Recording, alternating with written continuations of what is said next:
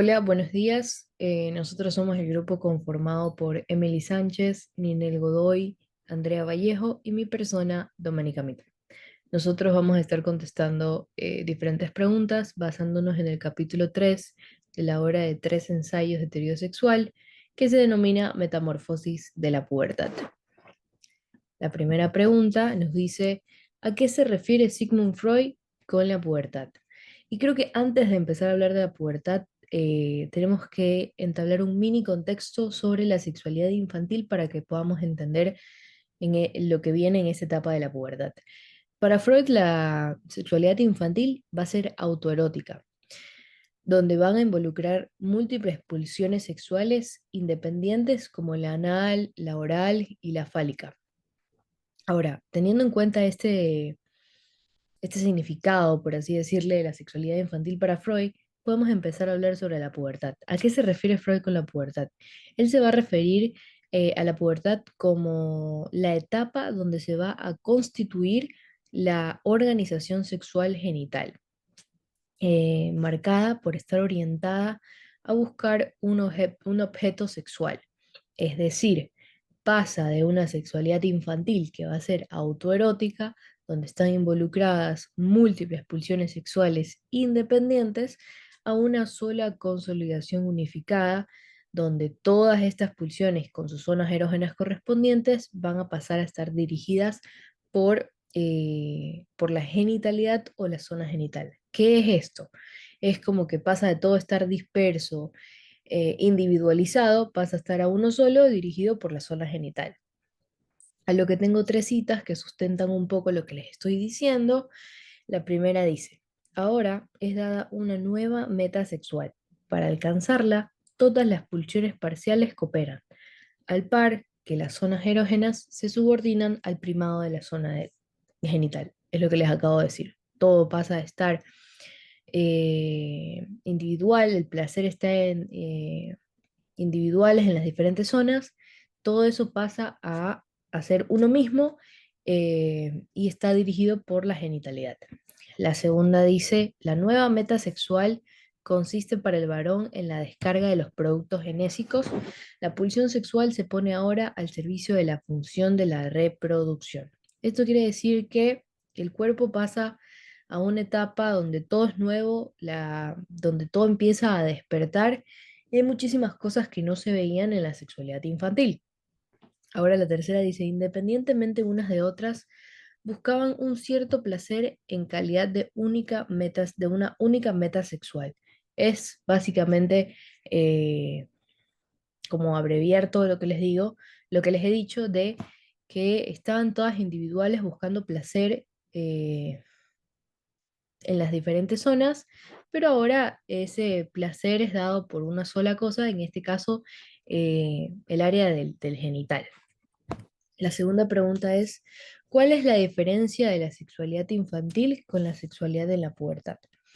Y acá tenemos la base de la sexualidad infantil como autoerótica, donde, como les dije, se van a involucrar las múltiples pulsiones sexuales, las independientes, oral, anal o fálica, pero en la pubertad, ¿qué pasa? En la pubertad eh, pasa a estar orientada hacia un objeto, es decir, en esta etapa va a aparecer un objeto sexual, las elecciones de objeto y la constitución de la identidad sexual. Hay dos diferencias, por así decirlo, que marcan muchísimo el paso de una etapa a otra, que siento yo que son como que las que marcan el comienzo de esta pubertad o las diferencias, ¿no? Creo que una es la etapa sobre el placer de descarga. Este placer de descarga es lo que elimina la tensión interna, o sea, la tensión del libido, y esto es lo que la diferencia con la infantil, ya que los niños no experimentan este placer de descarga debido a etapas de maduración de sus cuerpos que son totalmente distintas. Tenemos al puber con experiencias nuevas en su cuerpo, no tanto físicas, pero también hormonales. Existen todos estos cambios que solo aparecen en la pubertad, pero más adelante hay una cita acá que menciona un poco de estos cambios. tanto físicos como hormonales. La segunda diferencia que siento yo que es otra de las que están marcadas es sobre el libido. En sus inicios del desarrollo, este va a estar centrada en el yo. Freud lo va a llamar el libido yoica, y esto tiene que ver con lo que dije antes sobre la sexualidad infantil. Como es autoerótica, o sea, tenemos libido yoica, autoerótica. Pero, ¿qué pasa ahora en la pubertad? Tenemos que ese libido yoico pasa a ser un libido de objeto. Y este cambio se refiere a buscar un objeto sexual externo, o sea, libido yoica, autoerótica, libido de objeto, buscar un objeto sexual eh, externo, pubertad.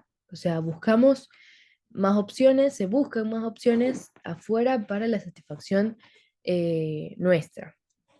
Ahora tengo unas citas que sustentan también un poco lo que estoy diciendo acá. La primera es lo que ya les he venido mencionando, de la pulsión sexual era hasta entonces predominante autoerótica y ahora haya un objeto sexual. Ahora se busca a alguien más, se busca al otro sexual. El placer previo es entonces lo mismo que ya se podía ofrecer, aunque en escala reducida, la pulsión sexual infantil. El placer final es nuevo y por tanto probablemente depende de condiciones que solo se instalan en la pubertad. Es lo que les vengo diciendo. En esta etapa despiertan muchísimos cambios, mm, empiezan a aparecer cosas que en la sexualidad tal vez estaban, pero un poco inhibidas, un poco reducidas. Pero en esa etapa empiezan a despertar. Este placer último es el máximo por su intensidad y diferente de los anteriores por su mecanismo. Es provocado enteramente por la descarga en su totalidad, perdón, en su totalidad un placer de satisfacción y con él se elimina tan temporariamente la tensión de la libido. La otra dice, ahora bien, esto es lo que más o menos les mencioné sobre el libido yoica y el libido del objeto, el libido del objeto. Ahora bien, esta libido yoica solo se vuelve cómodamente accesible al estudio analítico cuando ha encontrado empleo psíquico en la investidura de objetos sexuales. Vale decir, cuando se ha convertido en líbido de objeto. Las vemos concentrarse en objetos, fijarse a ellos o bien abandonarlos. Pasa de unos a otros y a partir de estas posiciones guiar el quehacer sexual del individuo, el cual lleva a la satisfacción, o sea, a la extinción parcial y temporaria de la libido. O sea, buscamos a alguien más para aliviar esta, esta tensión de la libido que estamos sintiendo.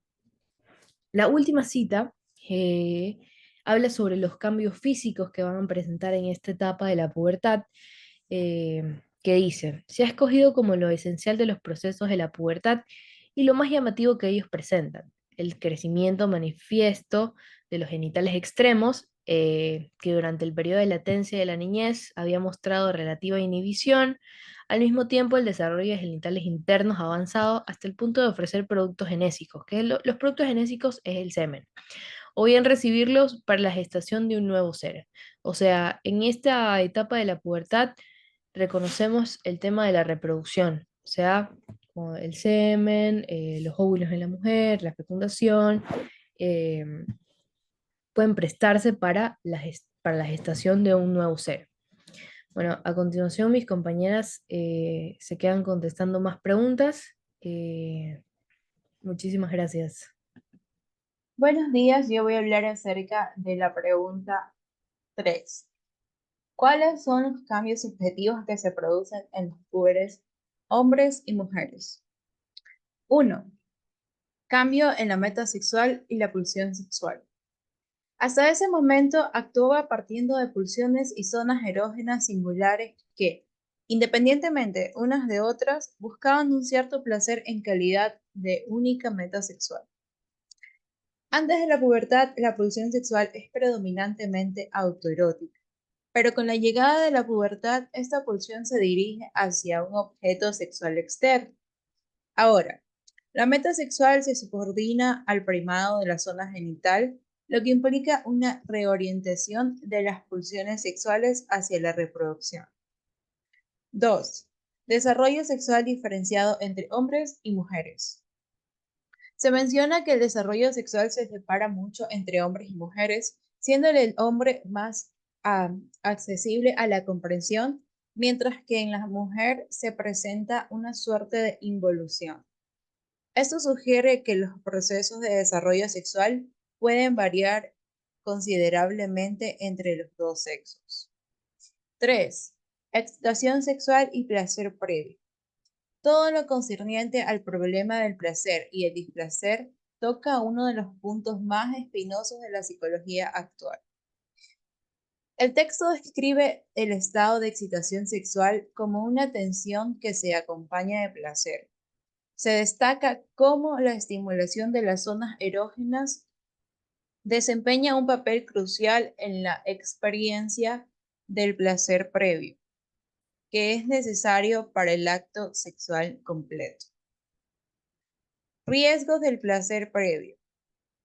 Ese peligro se presenta cuando en cualquier punto de los procesos sexuales preparatorios, el placer previo demuestra ser demasiado grande y demasiado escasa su contribución a la tensión. El exceso de placer previo puede representar un peligro para alcanzar la meta sexual normal, ya que puede desviar la atención del individuo de la actividad sexual completa hacia las fases preparatorias. 5. Comprensión de las perversiones sexuales. El mecanismo de muchas perversiones consiste en una demora en actos preparatorios del proceso sexual. El texto sugiere que las perversiones sexuales pueden surgir cuando el placer previo experimentado de manera inusual en la vida infantil se vuelve compulsivo y refractario a la integración en la vida posterior.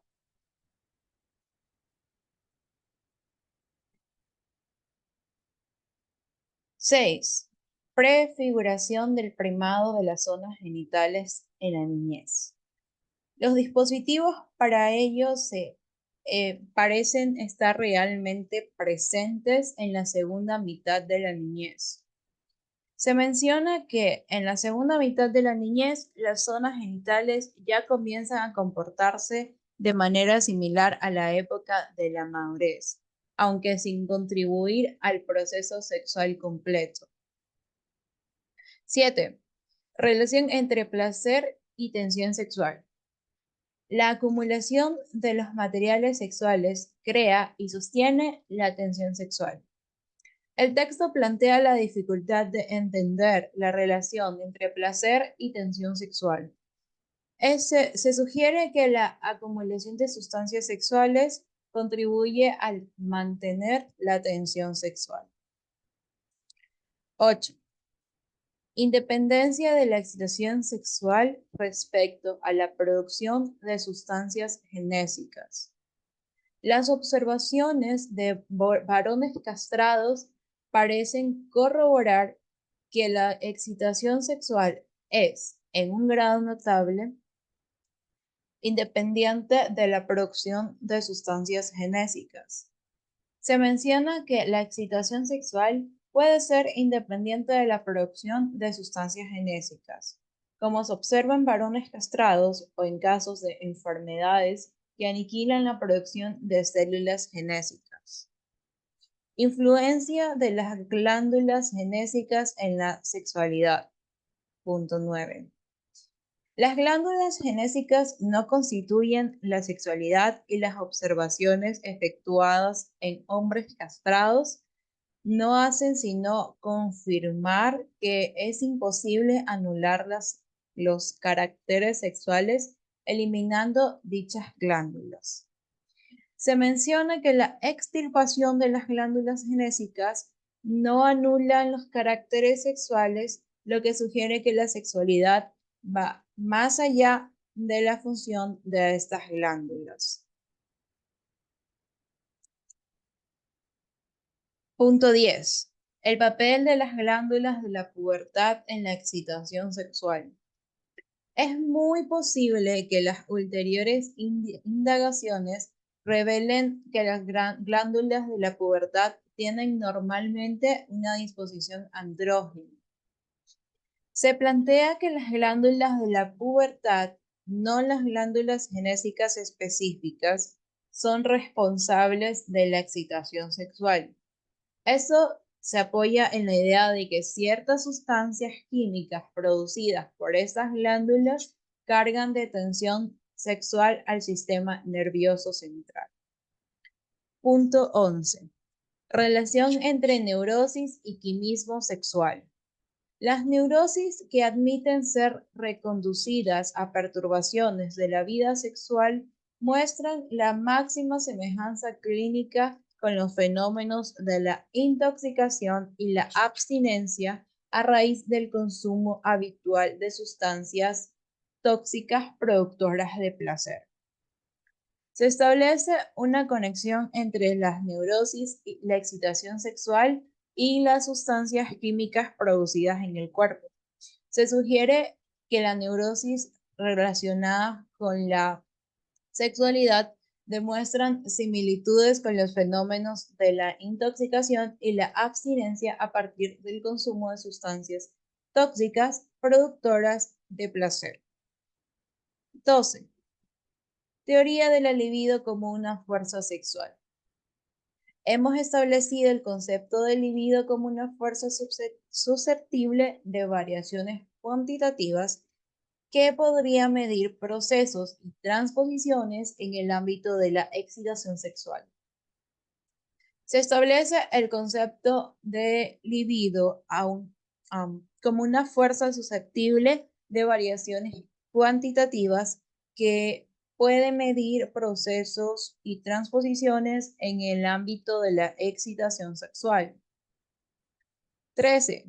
Naturaleza de la libido y la diferenciación entre energías psíquicas. Al separar la energía libidinosa de otras clases de energía psíquica, damos expresión a la premisa de que los procesos sexuales del organismo se diferencian de los procesos de nutrición por un quimismo particular. Freud distingue la libido como una energía específica relacionada con la sexualidad, separándola de otras formas de energía psíquica. 14. Tenemos el desarrollo de la libido y la diferenciación de género. La sexualidad de la niña pequeña tiene un carácter enteramente masculino. Freud plantea que la libido se desarrolla de manera similar en hombres y mujeres en la infancia, pero se diferencian claramente después de la pubertad. Se sugiere que en la niñez la sexualidad tiene un carácter predominantemente masculino en ambos sexos. 15. Comportamiento sexual y bisexualidad. Desde que me he familiarizado con el punto de vista de la bisexualidad, considero que ella es el factor decisivo en este aspecto. Se argumenta que los conceptos masculinos y femeninos son complejos y se descomponen en diferentes direcciones, incluida la actividad y la pasividad, lo biológico y lo sociológico. Además, se destaca la importancia de considerar la bisexualidad para comprender plenamente las manifestaciones sexuales del hombre y de la mujer.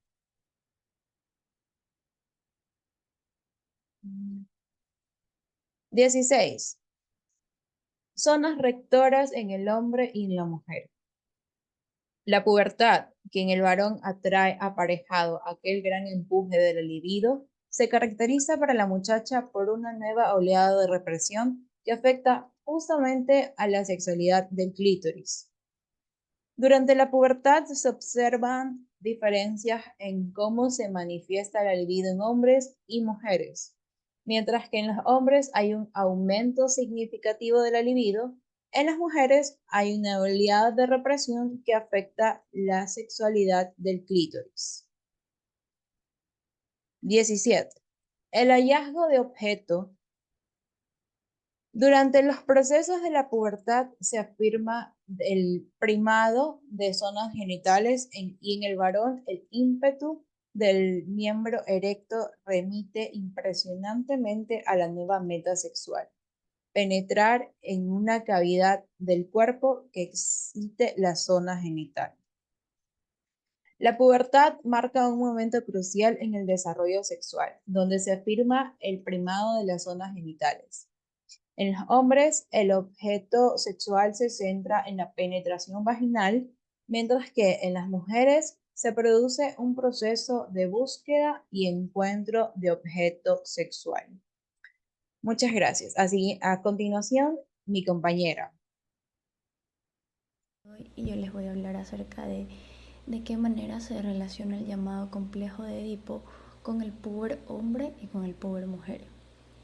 El complejo de Edipo es una fase en donde el niño empieza a tener deseos amorosos y hostiles que con el tiempo van experimentando respecto a sus padres.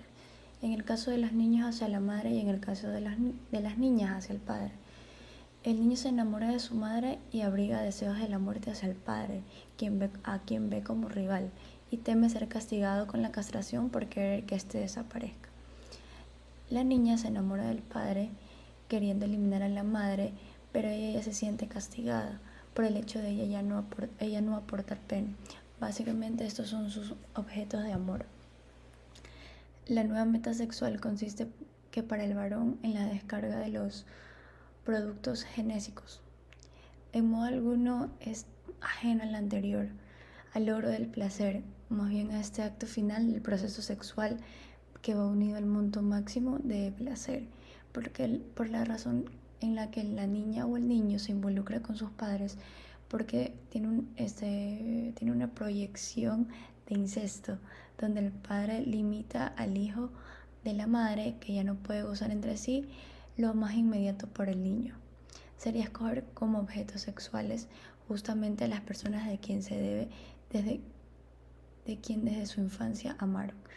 Por así decirlo, un libido amortiguado. Pero en virtud del diferimiento de la maduración sexual, se ha ganado tiempo para poder dirigir justo otras invasiones sexuales de la barrera de incesto, para implantar en los preceptos morales que excluyen expresamente de la elección del objeto por su calidad de parientes consanguíneos a las personas amadas de la niñez. Por esta culpabilidad, el incesto es que los niños captan que no pueden trascender a una relación amorosa con sus figuras paternales, por lo que se dicen desplazar una iniciativa ya con sus ideales más deseables e incluso posibles, y es aquí cuando el complejo de Edipo se abandona y los niños ingresan a la latencia.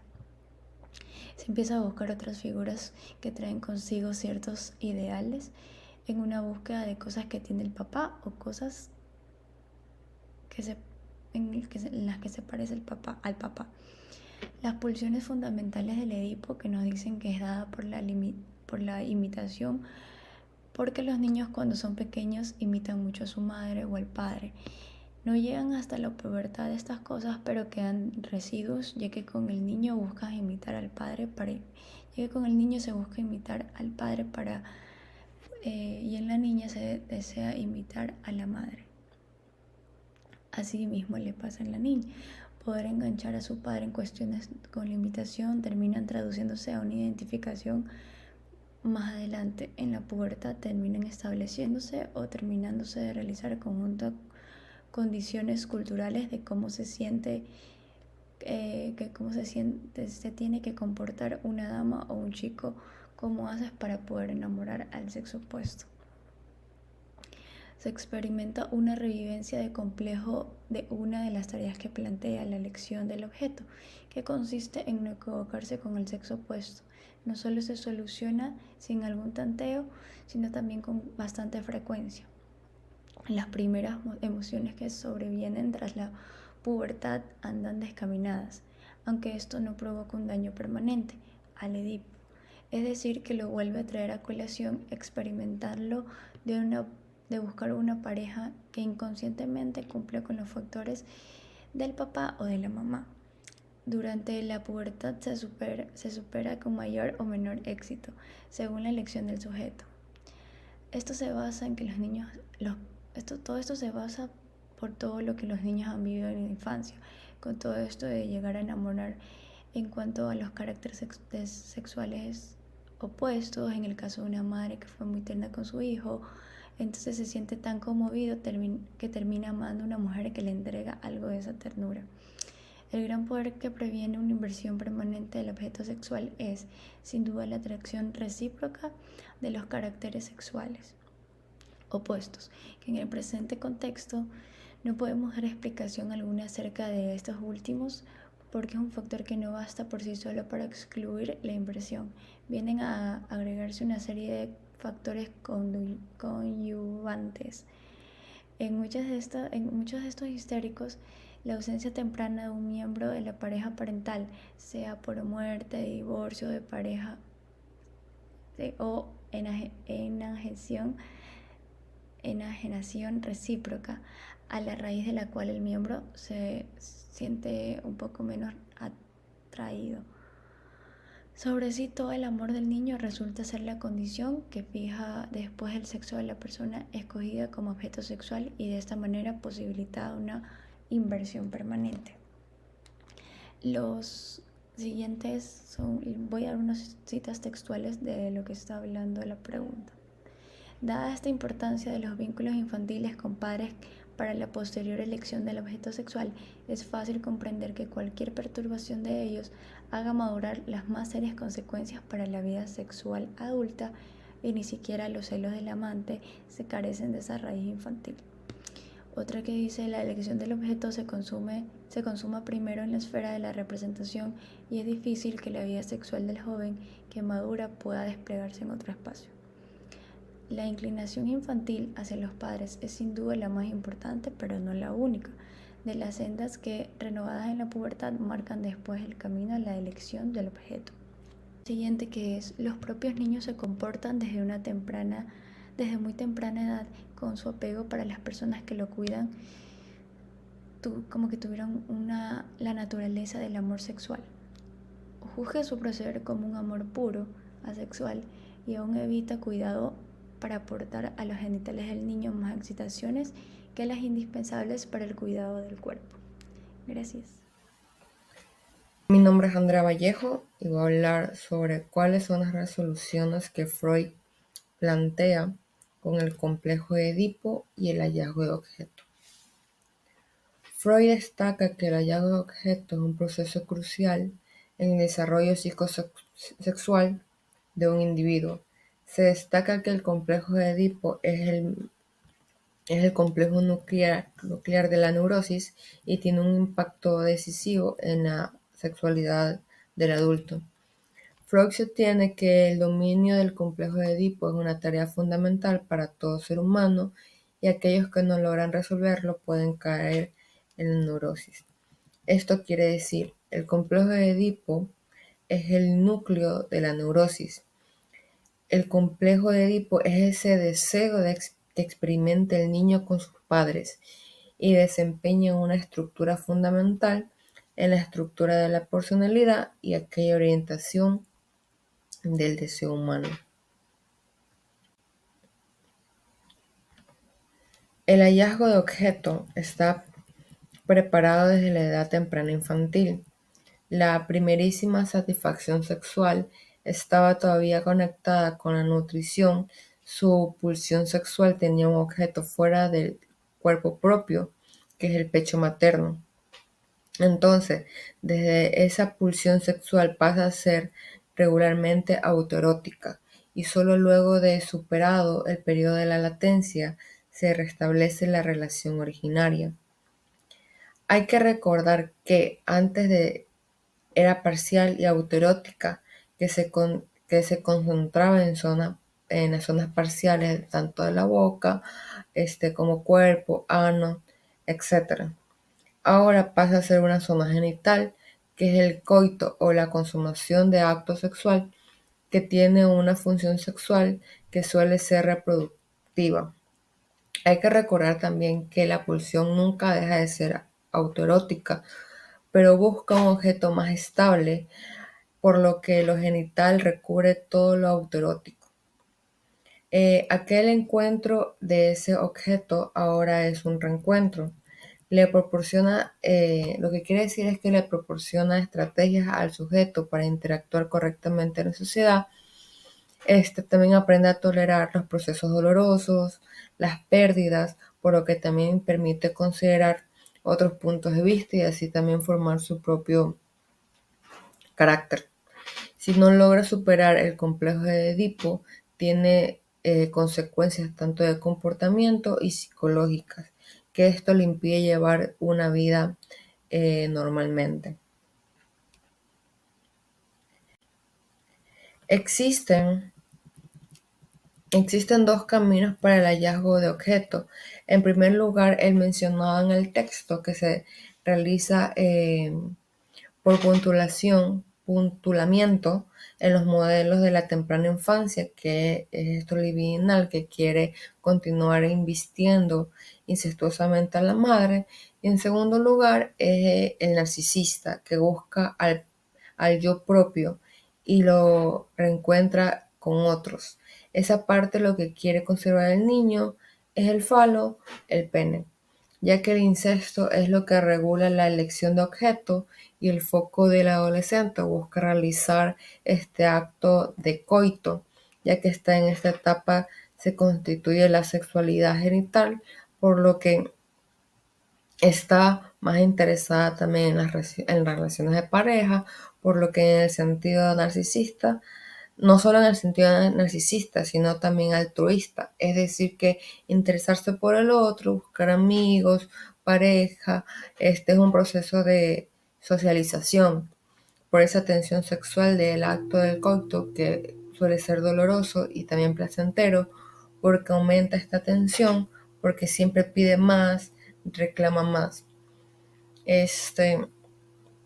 Hay una frase que me gustó, que es el ojo es que quizás es lo más alejado del objeto sexual, pero también puede ser estimulado casi siempre. Es verdad que la libido requiere como que estimulación de los órganos genitales, es decir, que la sexualidad no solo reduce únicamente a lo biológico, sino que únicamente a lo biológico, sino que sino que también tiene este fuerte comportamiento psíquico, ya que es el reencuentro, ya que es la primera satisfacción sexual incluida a un objeto externo del niño. Fue el pecho materno, que es un retorno como que al pasado tras el periodo de la latencia. En la pubertad esto como que se restablece esta conexión con el objeto sexual externo, con el Edipo de la infancia, porque es esa elección de objeto sexual que puede conciliar como que aquella corriente tanto tierna como con lo sexual. El trato con la persona que lo cuida, en este caso se podría decir que son los padres, es su fuente de satisfacción y también como es de excitación sexual del niño. Es aquellos sentimientos tanto como que besar, abrazar, mecer, acariciar, claramente lo toma como sustituto de objeto sexual al niño, ya que es verdad que esto es un amor, pero también es un amor sexual y se va como que libidinizando en el cuerpo del niño, por lo que esto establece como que un modelo de futuras, esta eliminación del cuerpo, establece para futuras relaciones amorosas, es un modelo. Por eso también estos cuidados de que están cargados tanto de afecto, de mucho afecto, despierta esa pulsión sexual del niño. La elección de objeto está más bien como que determinada en la elección del complejo de Edipo. Se podría decir como que es esto como deseo de muerte por el mismo sexo y aquel deseo sexual hacia el sexo opuesto es superado con mayor o a veces con menos éxito en esa elección de objeto. Hay que recordar que el primer objeto del infante, sin importar el género, siempre será la madre. ya que en la infancia las zonas erógenas son similares en ambos sexos. No hay grandes diferencias entre varones ni entre mujeres, ya que Freud sugiere que la sexualidad infantil tiene un carácter masculino, por lo que encontré una frase en el libro que me llamó mucha atención, que fue: la sexualidad de la niña pequeña tiene un carácter eternamente masculino. Lo que yo entendí fue que ya que este es el primer objeto que despierta las sensaciones placenteras, tanto el niño o niña, que es el primer objeto que estimula, que es el objeto materno, es el niño como que sustituye el amor hacia las mujeres en un futuro.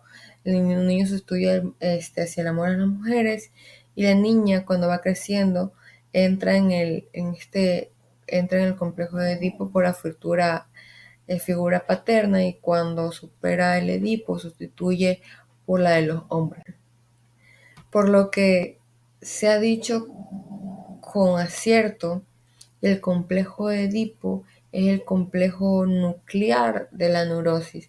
Es aquella como que pieza esencial en la que culmina la sexualidad infantil, que por sus consecuencias también influye decisivamente sobre la sexualidad del adulto.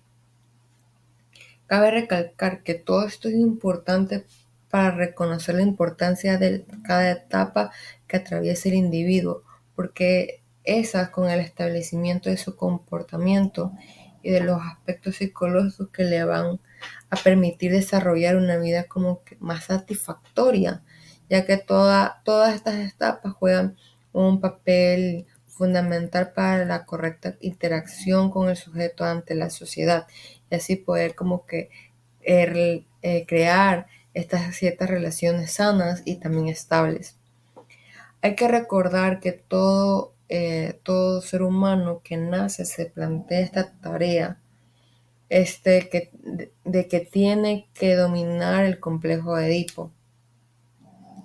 Hay una frase que yo dije: esto abarca, se podría decir, casi todo, que la inclinación infantil hacia los padres es sin duda la más importante, pero no la única. De las sendas que, renovadas en la pubertad, marcan después el camino a la elección de objeto. Eso es todo. Muchas gracias.